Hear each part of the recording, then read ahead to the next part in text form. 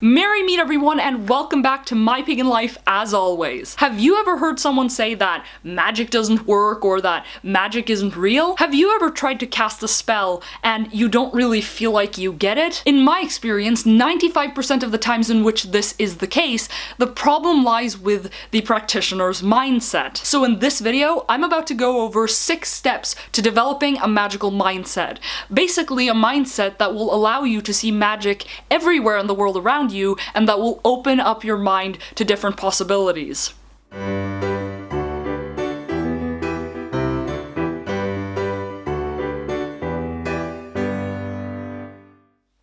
Before we start, guys, I have a little disclaimer for you guys. This video and the points I'm about to bring up is based on my experience only. This is not the only one and true way to developing a magical mindset. This is just my 6-step formula to developing a magical mindset, which is a very important part of being a successful magical practitioner. Regardless of your approach, having a magical mindset, in my opinion, is pivotal to the success of any magical practitioner, because magic is truly about how you think and how you approach things. So without further ado, let's get on to the steps. And step number 1 is to find your inspiration. What is it about magic that excites you? What concepts, beliefs, or practices really get you hyped? Some people like to do divination, such as with tarot cards or runes.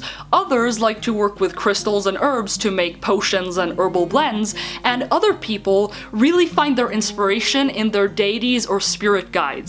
The first step to developing a magical mindset is to identify what it is that inspires you, because there's no better way to start off this process than to truly and fully understand what it is magic means to you and where it is that you already see magic. Step 2 is to do research and some experimentation. As with any practice or discipline, building a good foundation of knowledge and continuing to build knowledge over time helps you create a better, more wholesome understanding of things. Your goal is to learn as much as you possibly can, and then use the information you've acquired to do some experimentation so that you can gain even more experience and knowledge. You see, now you're setting yourself up for success. But speaking of success, step number 3 is to allow yourself to fail. It's super important to set yourself up for success, but that doesn't mean you won't encounter failure. Be prepared for the inevitable fact that things will not always go your way. Sometimes a spell may not manifest. Sometimes it may even backfire. Calm down. This is normal. Just don't overthink it too much, learn from your failures, and move on. Now we're at step number 4, and step number 4 is to dedicate time to magical thinking. So while you're building your library of knowledge and you're working on gaining more experience, which is super great by the way, you should still be dedicating some time every day to magical thinking in and of itself. Why?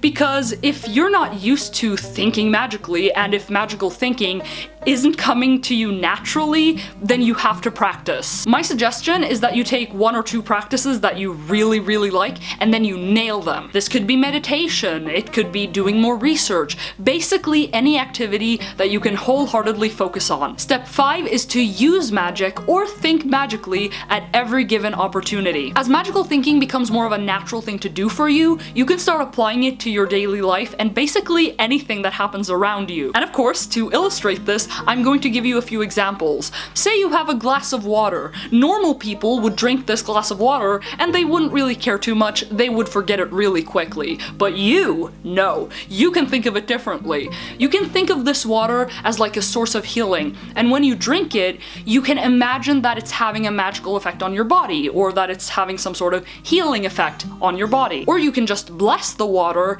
and then imagine the water blessing your being.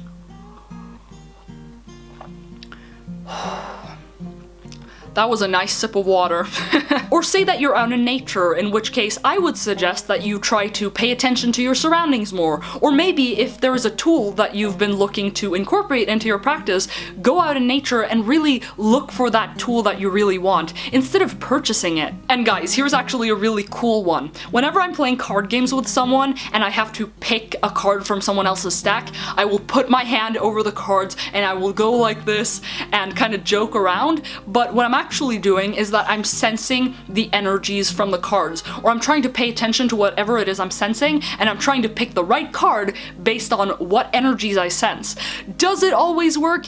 Nah, but the main point here is to make magical thinking a natural part of your everyday life. And now we're finally at step number 6, and this one may be a little bit of a shocker to some of you, but I'm still gonna say it. Step number 6 is to remain realistic. I can't stress this enough. Magic and having a magical mindset sounds cool and exotic, but don't let that fool you. You see, a mindset can do one of two things. It can A, broaden your horizons and open your mind to a world of possibilities, or B, it can limit your train of thought. It doesn't help to have a magical mindset if you lose sight of the bigger picture. Not everything that is unusual is a magical sign, for instance. But if that's what you think and you stop considering different options, you've become stuck within that mindset. And to be blatantly honest, that defeats the entire purpose, so stay realistic, keep an open mind, and you can achieve anything. And those were 6 steps to developing a magical mindset. If you have more input on this subject matter, or you just have questions,